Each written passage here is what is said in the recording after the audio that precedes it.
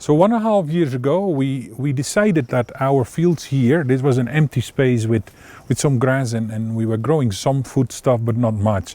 We decided like, let's set up here a coffee farm. And then Evelyn is my real co-assistant in this, or actually she is the one who guides it. She knows the organic parts.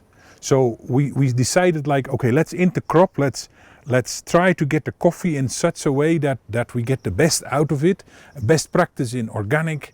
And that is why the plants are now 1.5 years. So it's almost my size, which is amazing because that's in 1.5 years time.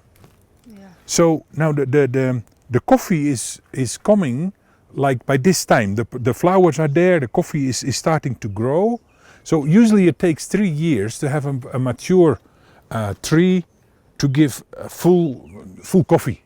The coffee, the berries as they call them, the beans are inside the berries.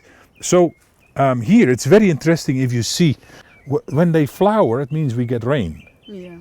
Correct. Yeah. It's interesting. It's an indicator of rain, that whenever it blooms flowers, you know that it's going to rain. Yeah. So whenever it rains, it flowers, you know that it's going to continue raining. Yeah. And the more it flowers, that's coffee. So if it has been dry for a little while, I will show you some picture about it. But if it is dry for a while and then the rain is coming, then the whole branches, all this is then suddenly completely white. Now they're also flowering, but not as much as that yet. But this is new. This is fresh. To me, it's great. If you look at the branches here. These are the flowers about, you know, tomorrow or so those will flower, and here is another one, yeah, and lots of them have been flowering already. If I bend here, you can see all this black stuff. These are the dry flowers already. Yeah. So those have flowered. It's very nice to see. These are going to be the beans, the berries. They will grow as a bean and they become red eventually. And when they're red, you pick them, and that's how you deal with the coffee. So we have quite a number of acres here with that coffee, and we hope they grow really taller and we get enough coffee so that our kids are able to develop themselves in coffee, the way they grow it, the contours, as you call it. To keep, so to keep, so that you keep the soil in one place. So the water has to go down here, not run over the land and ends up down there by the river. That's not a good one. We have planted also the pineapples behind and between. Many places we have put the pineapples. It's a good combination. Here is a pineapple, and there are new pieces growing beside it. I don't know if you can, that's what we call the suckers. So those ones, when they are big enough, we break them off and plant them again afresh in the soil, so that also they start developing a new plant. Now, a pineapple plant, it is beautiful. The pineapple grows in the middle, and every half a year you will pick another pineapple from the same plant. And that goes on for 3, 4, 5 years.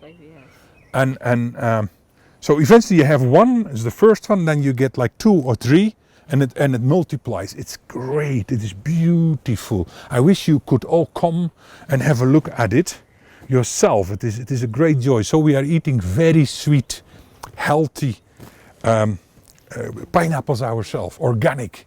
Also the vanilla. So we have a combination of those special crops. Yeah, bananas, as I'm standing beside it, right? Yeah. They give shade to the coffee. Coffee doesn't need 100% full sunshine. It's not the best for it. So these are the bananas, which you can imagine. 1.5 years ago, we planted one sucker, and the sucker is this. Yeah, I don't know if you can see that. This is like a sucker. I can cut that out, and it will grow elsewhere again. And then this is what the result is. So there are many of those young suckers again, but this is growing from one plant 1.5 years ago, And here we are. Now here you can see a nice bunch coming up. It's still very young. And here it is cut. Now, if you want, this is my flower. This is sitting on the downer part, and that is a flower. So if you open this, you keep getting bananas. Look here. In the flower, every time one leaf opens up, and that would have been a new column of bananas. So it continues like that, but eventually if it becomes too big, you get only very small ones, and that's not nice anymore. But look here, I open the flower, and there you go. So this one dries up, falls off, and a new column, as you can see, comes out. It's beautiful, and the colors of this thing is gorgeous. I love it, and I can continue this whole thing. There you go. There are the bananas. Isn't it great? So this one can also be used for the pigs. To feed this, you cook it and you give it to the pigs, and they eat it as well. Oh, the smell is really like fresh bananas. Wow, isn't it gorgeous?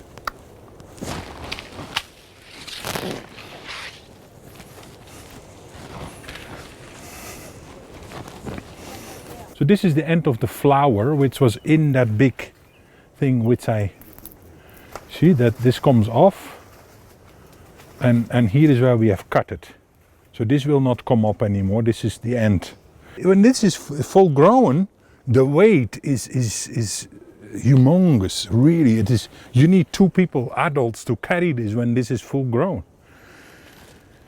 Fresh ones just around the door. Now let me show you the coffee. Once again, you see the flowers. This one absolutely tomorrow morning, early in the morning, this is opening, and here are the berries going to be. Look, this has flowered. This is done. Here is the dead flower. You see. So, Auntie Evelyn, can you explain a little bit more on the coffee? Now this is our coffee plant. After flowering, we get the green berries, as you see here. Then, after 3 months, it starts ripening. Then, when it's ripened, it becomes red in this color. Then it shows that here it is ready for picking. But there are very many techniques of picking if you want to see that your coffee keeps on flowering. Here, when you start picking, you need to pick the red one, such that you remove this stuff. This is already a berry or a bean coming. And here it has not. So here it is still up to nothing.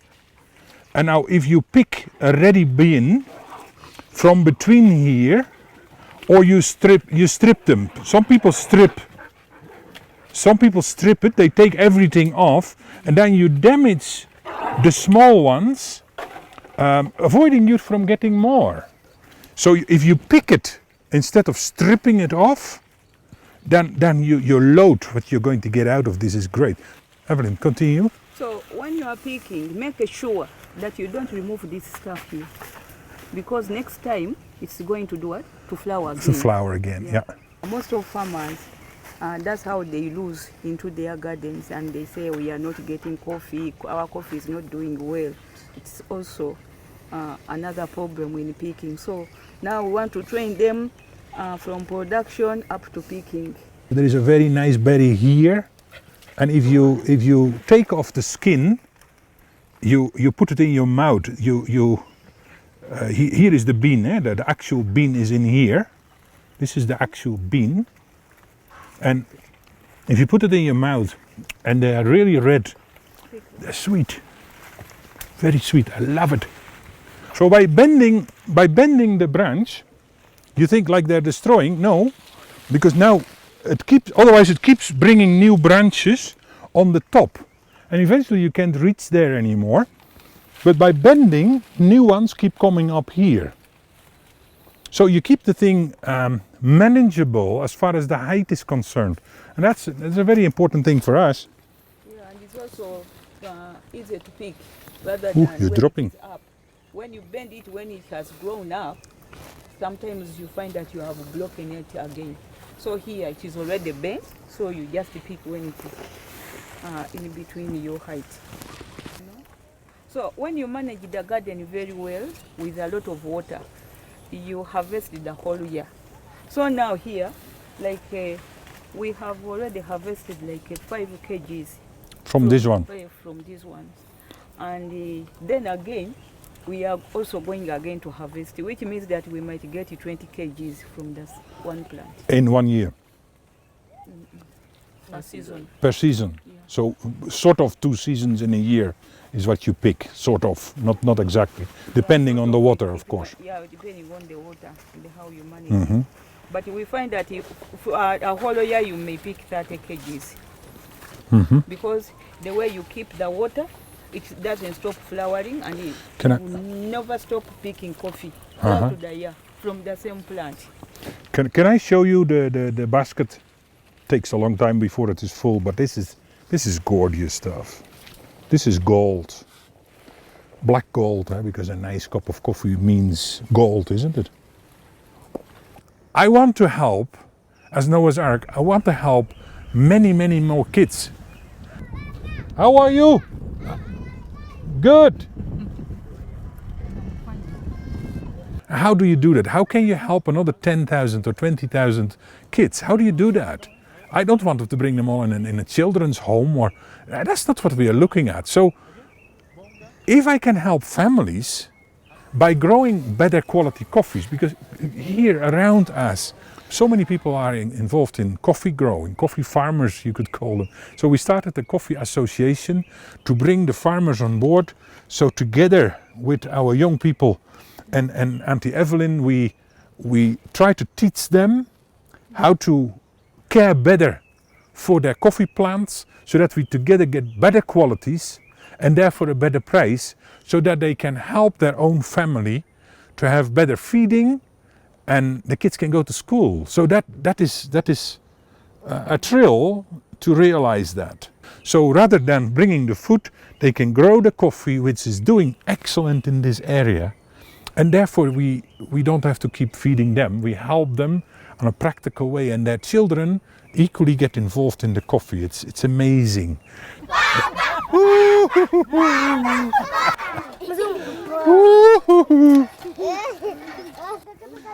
So there was nothing here, as we are building a school in this place for all those kids here. That's what we are trying.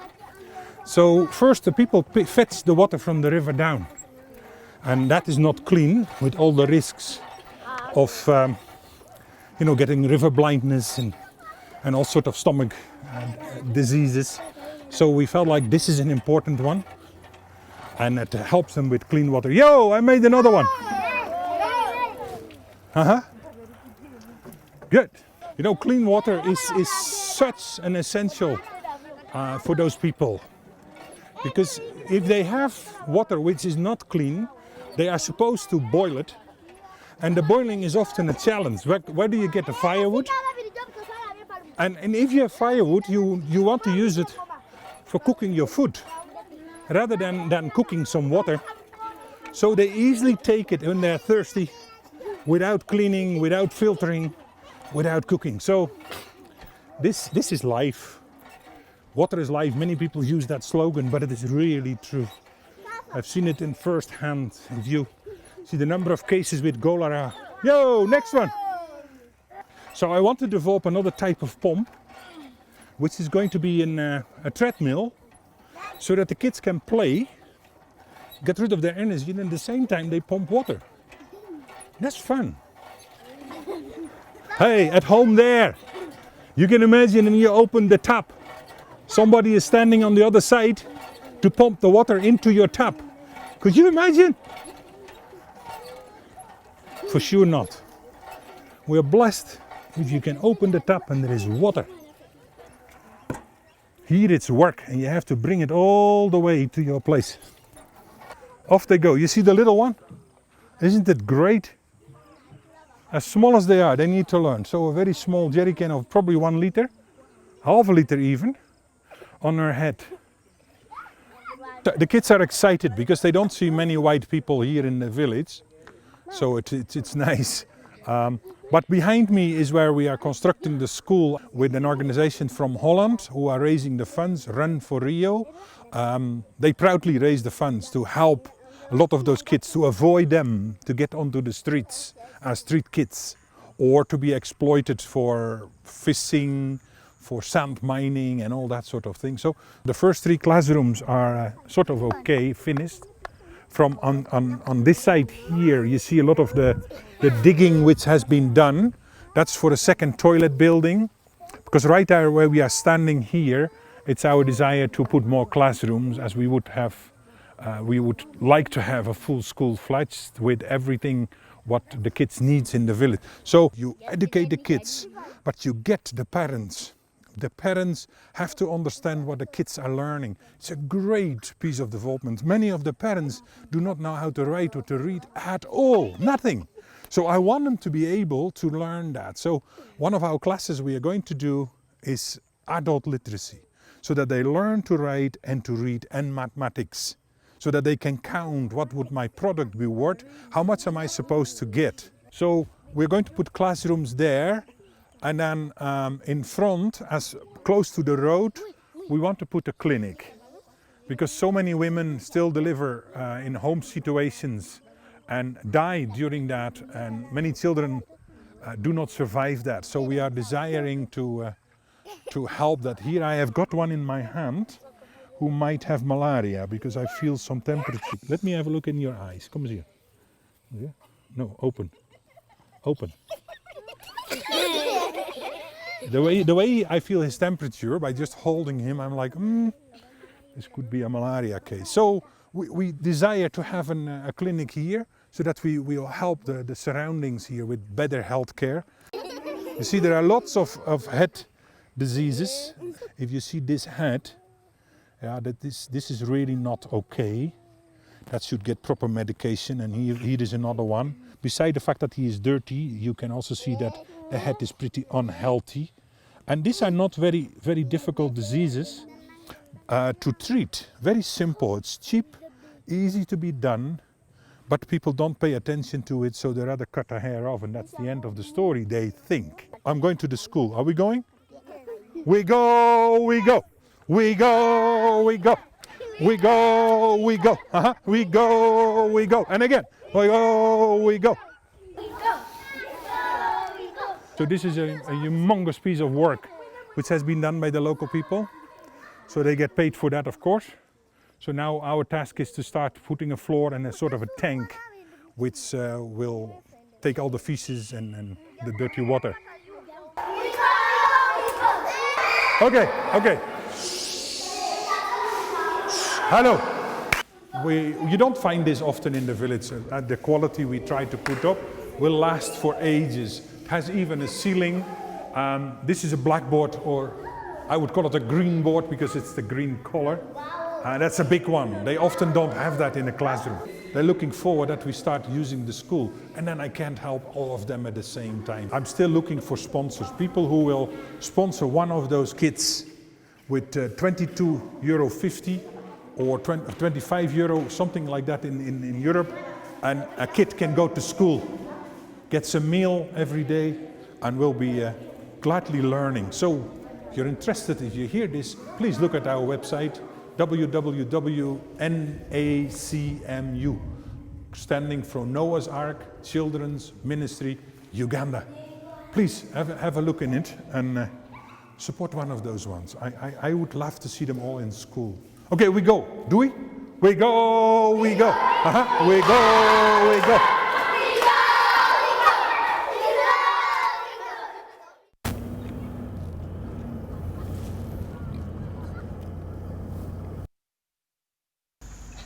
Wait, stop. Where is Musée?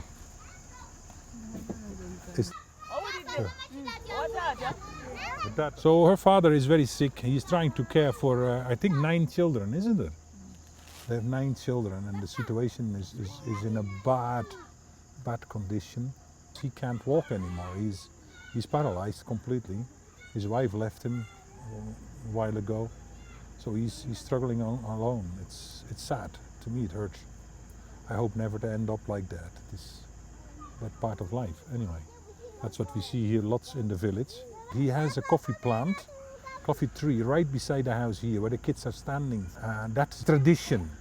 You know, you had to have at least one coffee tree by your house, and if you didn't have that, the king would pass by and see that you don't have coffee, and you have not cared for your coffee, and you would get with a stick, you would be beaten up, and that's called in the local language chiboko. So if you do not pick the coffee and you dry it, you get punishment, and that's why every house basically still has a coffee plant, a coffee tree, or a couple of them around their huts. So that's where the name chiboko comes from. I will cane you, I will beat you. Interesting, eh? All right, we go. Bye for now. We go. Yeah. Okay, once again, bye-bye. Bye-bye. Bye-bye.